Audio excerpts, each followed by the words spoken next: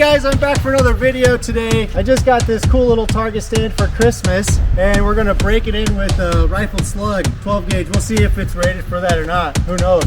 But we're gonna find out. Good thing they're easily replaceable. Safety's off.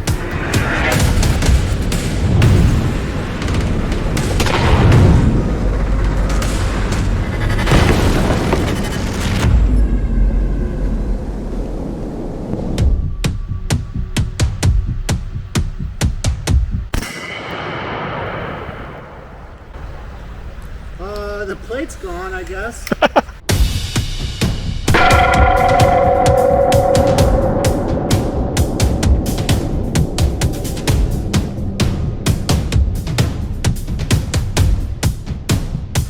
Did it go in the water? I hope not. I saw something go in the water. Let's go check it out. Oh, it's down at the bottom. We're good, we're good. I can recover it.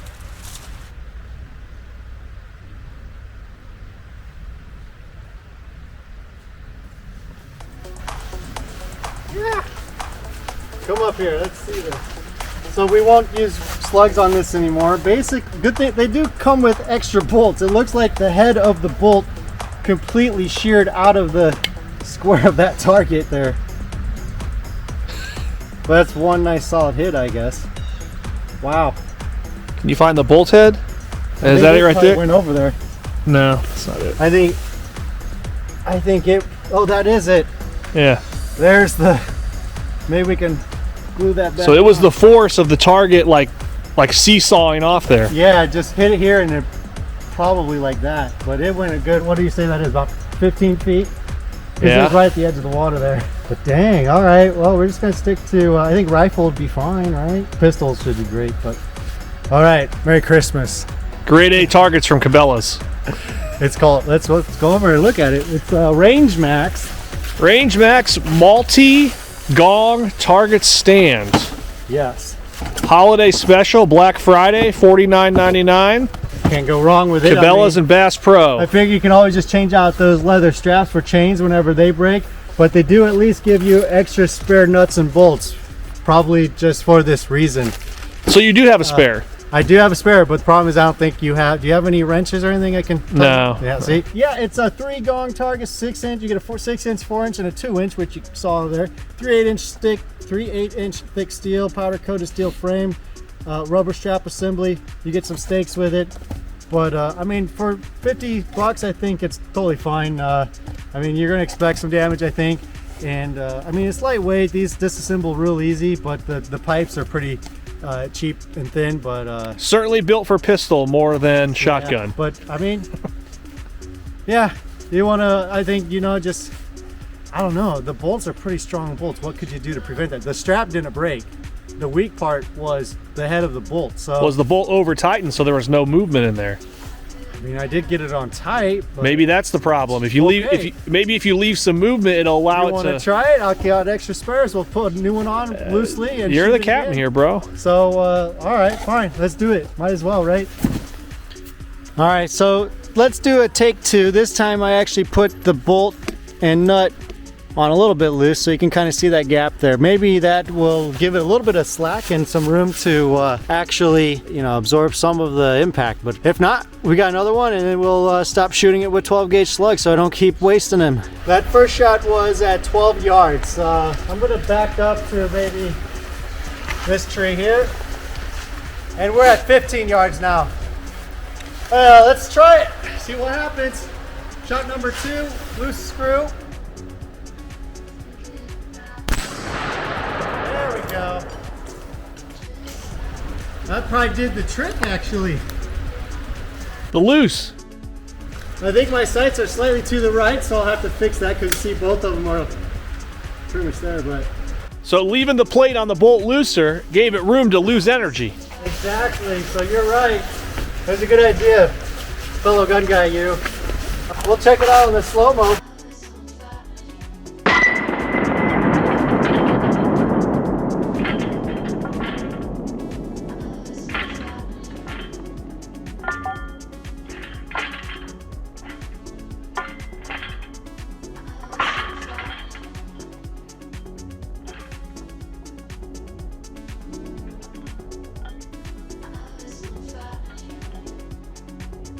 But yeah, hitting that, I think the first one was here, the second one's right there. And yeah, that left it some slack so it didn't shear off the head.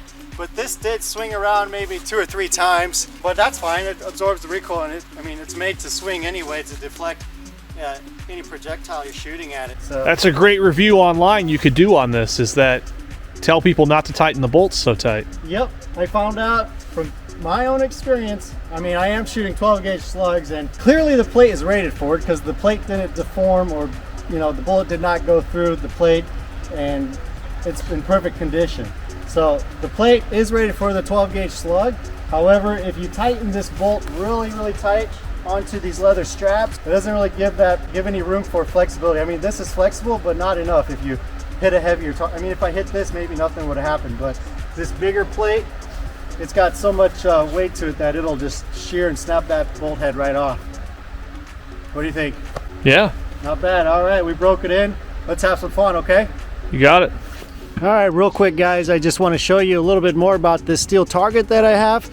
I've been busy sighting in my AR-15 rifle with a new red dot sight on it. So let's take a look here. So this middle plate seems to be fine, but then I noticed that we have a little bit of damage or tear right here in the rubber. That's just from sighting it in about 26 yards there. But if that, I mean, it's still hanging on there about an inch there, but this is some really strong, tough leather. Kind of looks like maybe tire tread kind of leather.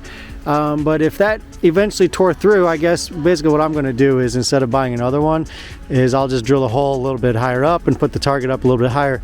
Whenever I can't do that anymore with this leather, I'm basically just planning on buying some chains anyway for that. Over here on this smaller target, yeah, look at that, hit that from 26 yards. That's a good shot, right? With the red dot.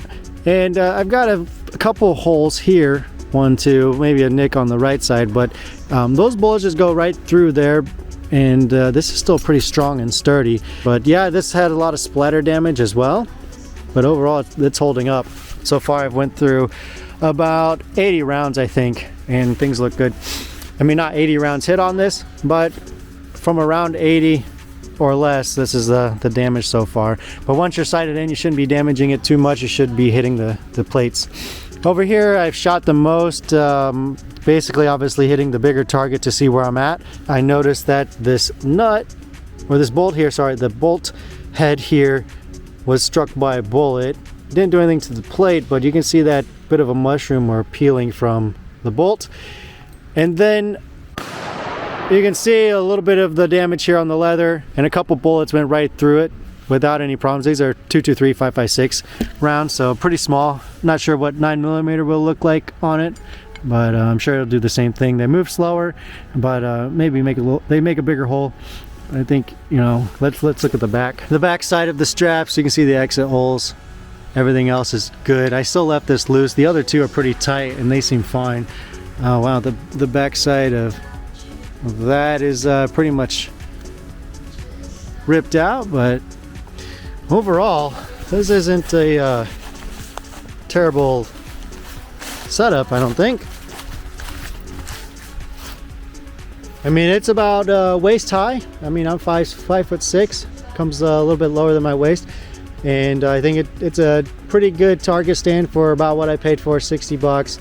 After Black Friday sales, I think they have them for about $79.99 at Cabela's. Definitely recommend. I mean, if you guys want something cheap or something to shoot up in your backyard without dishing out tons of money, this is something you could start with. It's a good starter set. I think it gives you a good base for when you want to expand. All you need to do, as long as you take good care of the frame, so all you need to do then is just get some new targets and chains, maybe, when those get damaged. But if you take good care of the frame, it should last you a while. Make sure you also have them staked into the ground, especially from all of the recoil, like I did. They supply those with the box. As you can see, guys, I did some stupid bump stock simulation stuff and fired some rounds through the target here. So you can see the damage here. The frame is obviously not built to take that, but basically I'll just kind of bend that back in, smooth it down a little bit, put some JB weld in it, maybe it'll be good. But it's still sturdy, still got some strength, but obviously you don't want to keep shooting at it. So there you have it. Quick review of the RangeMaxx Target